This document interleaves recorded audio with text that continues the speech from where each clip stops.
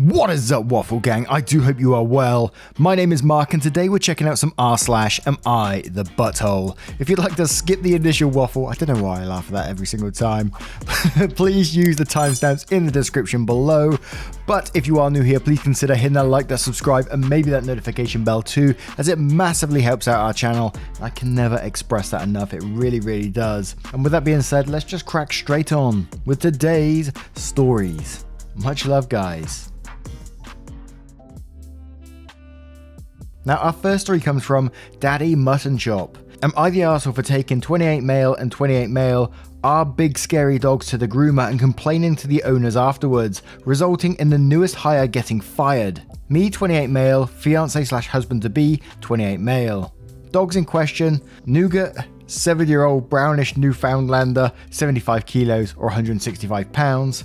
Ollie, 5-year-old Basset Hound, 32 kilos, 71 pounds.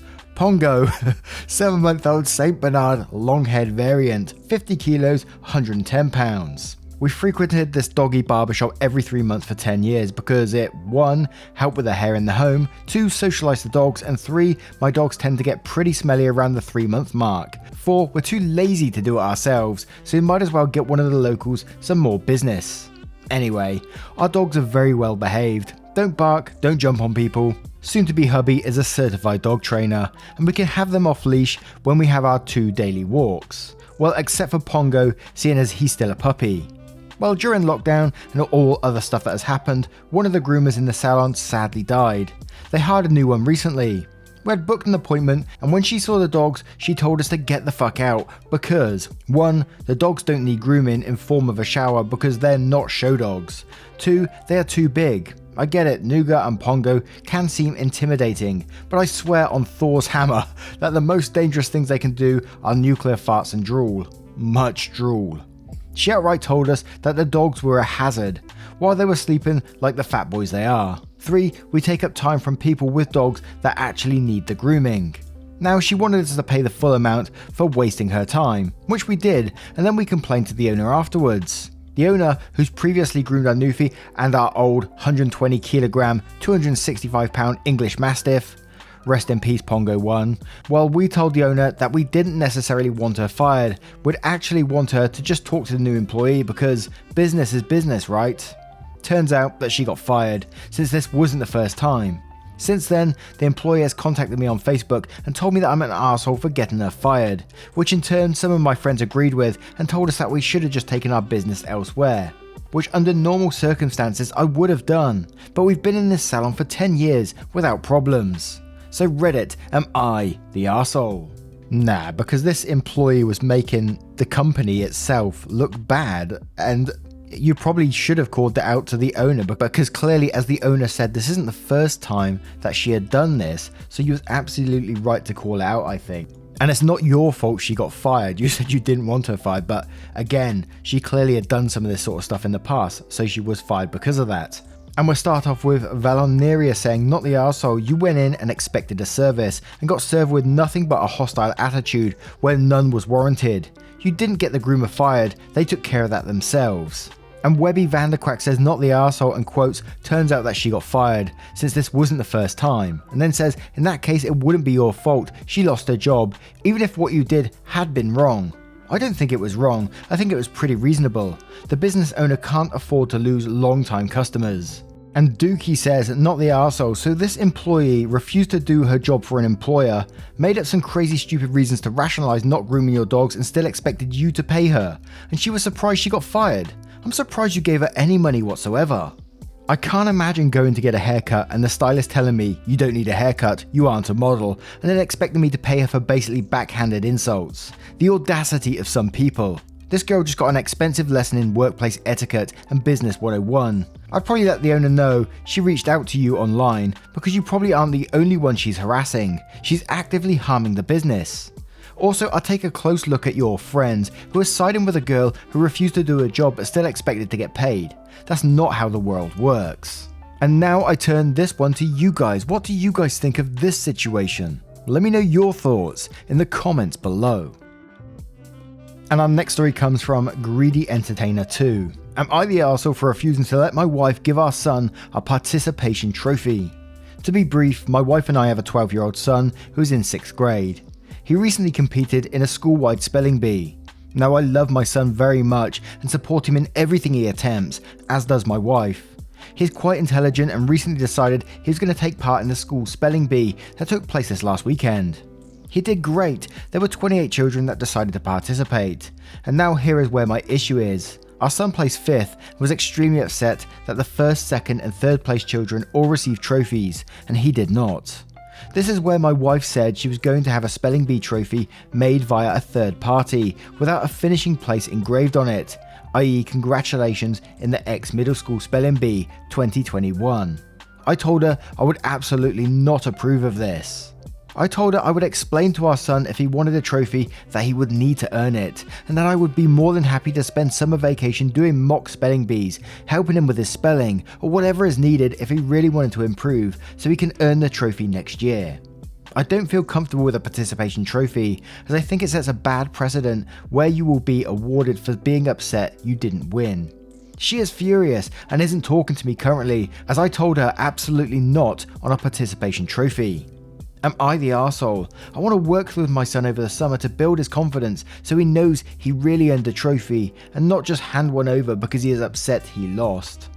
Edit, I should have included this in my OP I guess, but the crux of the issue is my wife is saying I'm stunting our son's social growth by making him feel inferior to his peers, which I responded and said that is totally asinine, as he did great and placed 5th out of 28, and that he should feel proud of his accomplishments, and if he wants a top 3 trophy, we can work on it over summer for next year. Edit 2, to comment saying we would have done something for our son, we did, we got him his favourite restaurant meal, Buffalo Wild Wings, and told him he did wonderful. Oh, wings, man. And we're going to start straight away with Cat in an Oak Tree saying, not the arsehole, participation trophies do far more harm than good. And Achibi says, not the arsehole, losing sucks, missing out on trophies suck, but as a parent your job isn't to make sure your son is 100% happy all the time. It's to turn out a good adult, and that means a hard worker, someone who doesn't feel entitled to things, and who knows how to be a good loser. Being able to accept you didn't win, swallow disappointment, congratulate and be gracious to people who did win, and dust yourself off and try again is a massive life skill and far more valuable to your son than the happiness a pretend trophy will get him. That's not to say you shouldn't be supportive and proud of what he did achieve, just that he came 5th, didn't get a trophy, and that's okay. And Saponi46 says, not the arsehole, a participation trophy from the organising body is one thing. A participation trophy from your parents sounds like a recipe for a spoiled child. This is a perfect learning opportunity. It's that feeling of having missed out on a trophy that could drive him to work hard, practice, and do better next time. Giving him a trophy now means he has no reason to try it and place higher in his next event. Stick to your guns on this one. And CM says, woo, participation trophy hate thread. In this case, no one's an arsehole here. You and your wife both want to do what's best for your son. The idea that she wants to recognise his hard work is good, but getting him a trophy after the fact is not likely to help. In general, I don't think participation trophies ruin children's motivation or teach them to be mediocre. For younger children, they serve as a great motivation to continue to work hard at an activity, and no one needs to even know who won a T-ball game, never mind award the kids differently. But after a certain age, which varies by individual, they just stop having any meaning, except for that one commenter who was so traumatized by a participation trophy that they quit sports because they got one. And Widow Khalifa says, this thread is ridiculous. Participation trophies are what's wrong with the world today. Eye roll. People who whine about participation awards are arseholes. It's much more important to show up and put in the effort than it is to win. I think OP is being really silly. It's not like people joining the spelling bee to win a trophy. Participation trophies are good for young kids and meaningless to older kids. At no point are they harmful. No one's an arsehole here. And now, what do you guys think of this situation? Do you think a participation trophy is a good idea or a bad one? Or do you think nothing about it at all? Let me know your thoughts in the comments below. And our next story comes from Aqua Seas. Am I the arsehole for letting my dog push over a toddler? God, that title. First time poster on mobile, etc, etc. I, 20 female, have an 8-month-old puppy. He's generally very well behaved. We've been going to a trainer with him since he was 4 months, but he's still an excitable puppy. I have him around young kids pretty often, but I have them greet him properly first so they can play safely. I take him for 2 walks a day, which double his training sessions since he gets really hyped up outside and pulls and jumps, which we'd like to stop even though he's not particularly big, and that means we're frequently stopping and starting. Today, he started pulling near a local daycare. I stopped and he corrected himself, so I gave him a treat and we went to head on when 2 girls, 2 female, 4 female rushed over. I knew them, they're my neighbours and I generally get along with them, so I paused to say hi, letting them know that my dog was okay to pat if they'd let me settle him down first, since he gets a little excited and I didn't want him jumping on them just in case they got hurt. The girls seemed to understand, but their dad came over and told them to hurry up and pet the dog so we can go home. I tried to explain to him that I needed them to wait a second since he loves kids, and if they wanted to pet him, I just need to grab his collar and have him sit since he was still in training. But he wouldn't listen and told the girls again to just pet him. So they did, and my dog, who was getting increasingly more excited about all these people, immediately did what I warned and jumped up. The older one didn't mind too much and let him lick her, but the other fell over immediately and started screaming. She didn't seem hurt, just startled, but the dad immediately went off at me for having a feral untrained mutt and told me I should never have a dog near kids before stormed off with his kids. I did try and warn them, but I love little kids and I feel awful about her being knocked over, especially since I probably could have grabbed him if I was paying more attention to my dog and less to the dad. Am I the arsehole for what happened? Not the arsehole. The only arsehole in this situation is the dad. You did warn them, you warned all of them a couple of times, and the dad still went ahead and said, oh, just pet the dog. I hate it. People with this attitude, this kind of entitled attitude that you can just go up to and pet people's pets. I have the same thing with Poppy at the moment. She's a very nervous dog, especially around other dogs. I try to socialize her when I go out a little bit, but sometimes people just let their dogs run up to her. I had someone the other day on the field. I say the other day, it was a couple of weeks ago because I think I've told this story before, but I was walking Poppy and I make sure no one's on the field and I let her off the lead for a second and she follows me, heels me, and then I saw another dog come bolting right across from the other side of the field, really far away, and then start trying to bite the back of Poppy and basically chased her off. And luckily I can keep up with Poppy when I sprint full pace. And the woman was saying, oh, if she's a nervous dog, you should keep her on a lead, not the other way round. Your dog's biting my dog. I sort of just walked off in the end because I was so angry. I just walked off. I haven't seen that person again since, but you know, it's just so frustrating, entitled people's attitudes, and it's completely different from this story, I know, but I had to get it out there because that was annoying me again. But 100% not the arsehole in this situation for me. But ADM Hawthorne says, not the arsehole. The dad is an arsehole and an entitled one at that. You are completely within your rights to tell him and his children no. Dogs are not communal property. You were doing the right thing and your puppy was also doing the right thing. Even the children were doing the right thing. The dad is a dick. And Ansela Johnla says, not the arsehole. You were trying to do the right thing and settle your pup down before the girls came close. The girls were willing to wait patiently for him to calm down. The raging bore of a dad, however, is the only one to blame here. He is the only arsehole in this situation. Keep up the good work in training your dog, and here's to many happy years with him. Pay the pup tax, please. Aw, that's a cute little doggy. And Laura Bland says, everyone sucks here minus the kids. You're the owner. You're not obligated to let anyone pet your dog, especially when you've already determined their actions will overexcite your dog. You warned them, they didn't listen, so you should have just pulled your dog aside and said another time. And Dialio4NY says, next time walk away, you knew what could happen. Why did you stay there? No one cares about the idiot dad. He is definitely the arsehole, but the kid your dog knocked over was 2. She didn't deserve that. And Fantastic Focus says, not the arsehole, you did everything right in this scenario. The dad is teaching his children that their wish for petting the dog outweighs the warnings of the dog owner. Imagine if he had done the same when someone told him the dog might bite when startled. And Atherin says, everyone sucks here. The dad was totally at fault for rushing, but you should have left as soon as you realized your dog was overstimulated and jumpy. You could have just told the kids, not now, and left. Revolutionary Yak says, everyone sucks here. It's your job to control the dog. That includes dealing with people, including kids around them. If the kids have actually been hurt, your dog could have been put down. If you don't have good control of the puppy, then the answer is no, kids cannot pet him. And it's your job to get the dog out of the situation. The father was an entitled idiot who should never have told his kids to just pet a stranger's dog. And now I turn this one to you guys. What do you think about this situation? Do you think it's a not the arsehole or an everyone sucks here like some other people have said? Let me know your thoughts in the comments below. And this next story comes from Am I the Arsehole Throwaway. Am I the arsehole for laughing at my brother's partner who couldn't fold an ironing board despite claiming to want to be a house spouse?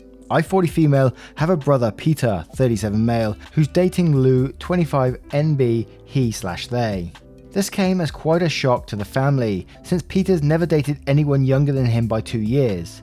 12 is quite something. However, he seems very happy, so we're all accepting of Lou. The thing is, Lou has no college education and no career goals. He works minimum wage jobs, and according to Peter, he'd rather be a house spouse than make career. He still lives with his mum as well. He's never lived on his own. Peter has a well-paying job and owns a house. We're also from a wealthy family, so he's pretty much set for life. Lou often comes over while he's working from home and cleans or does the laundry. Then they cook and eat together, and Peter brings him home again. I was visiting to pick up some papers for our parents, and Lou was there. While I was waiting for Peter to finish a work call, I saw Lou look at the ironing board as if it was an alien. He was handling the board as if it was a crocodile. He clearly had no clue what he was doing, but was just trying to fold it up again. It took him a hilarious long time to figure out he could just press the one thing so it would fold, and when he did, it was comical. So I laughed. I said something like, "A real house spouse, I see. You ought to go to college after all." Just a bit of a joke, but then he went beet red and said he'd never used one before. It kind of proved to me that he has an idealistic view of things and just wants Peter to pay for his life because he doesn't want to work. I just let him be. He left soon after. He seemed pretty calm but keen on leaving. When he was gone, Peter was pretty sulky because Lou usually stays way longer and he'd hoped to have dinner together. I said it's probably because he can't handle a joke, and then told him what happened. To my surprise, Peter got angry at me. He asked me why I made fun of Lou and said it was unnecessary for me to say anything and laugh at him like that. I could have pointed out how to fold the ironing board and kept my comment to myself. But it's not like I was actually mean to him. I just made a comment. If he can't handle that, he's gonna have a tough time in his life. I also told Peter that he has to think more critically about things because Lou probably doesn't realise what it takes to actually be a house spouse, and I have a feeling he'd just be living off Peter's money if they were to get married. Peter got really angry at me, gave me the papers I needed, and then more or less kicked me out. I mentioned it to my parents afterwards, where I dropped the papers off, and my mum agreed that what I did was harmless, but my dad told me I ought to show some respect and empathy. I was wondering what Reddit thought of this. Am I the arsehole? I think if you was to make that joke and then was to help them out afterwards, this would have been a different story, but you pretty much didn't, and you laughed at their education. You said that they didn't go to college, and it felt like you was targeting their education a lot of the way through this, and that automatically makes you the arsehole to me. Not everyone wants to go to college, not everyone wants to be college or university educated, and they just want to do their own thing in life. And if they want to and they have the financial means to do that, and if Peter's happy in their situation, who are you to say anything, right? Don't judge them like that. We all start somewhere learning these things. We're not born knowing how to fold an ironing board or use a washing machine or anything like that. I've only just recently used how to use the tumble dryer properly. So yes, you are the arsehole. And like your dad said, you ought to be showing some respect and some empathy. And Andante79 says, you're the arsehole. Is it weird that an adult doesn't know how to fold an ironing board? Maybe a little. Is it appropriate to crack a joke about someone's education level? Nope. And Golden Nebula says, you're the arsehole. They may not be college educated, but at least they didn't have a crappy personality. You're a snob. I'm 27 and I can count on my hand how many times I've actually done anything involving an ironing board. Not many people have them nowadays. And California Jade says, you're the arsehole. You mocked your brother's SO and implied they were stupid. Well, yes, I know how an ironing board works. Most people don't own clothes now that need ironing. You didn't just make a comment, you were mean. And Crypto Timo says, you're the arsehole, you didn't make a joke.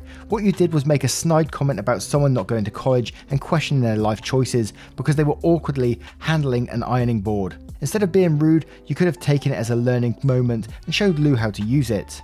I understand being concerned about that arrangement, however. It is not your place to be so overtly condescending. Clearly, Lou, even using the board, shows that they are attempting to learn new things, yet you feel the need to put them down for that. And Angela Panda says, you're the arsehole, everyone has to learn somewhere, and you sounded very patronising.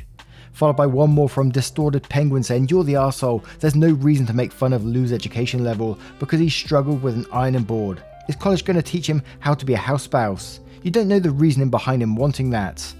If Lou was a woman and wanted to be your brother's stay-at-home wife, would you have the same response? It seems that you look down on Lou and their relationship. And now I turn this one to you guys. What do you guys think of this situation? Let me know your thoughts in the comments below. Now, once again, guys, thank you for being here today. I hope you did enjoy today's stories. And if you did, you know what to do. Hit that like, that subscribe, and maybe that notification bell too, as it all massively helps out our channel. It truly does, and I can't express that enough. And if you want to support the channel further, you absolutely can, but never any pressure to do so by clicking that join button down below for YouTube, or clicking the link in the description for Patreon and joining up there. Thank you so much for your love, support, and time, and I will see you in the next one. Take care, guys.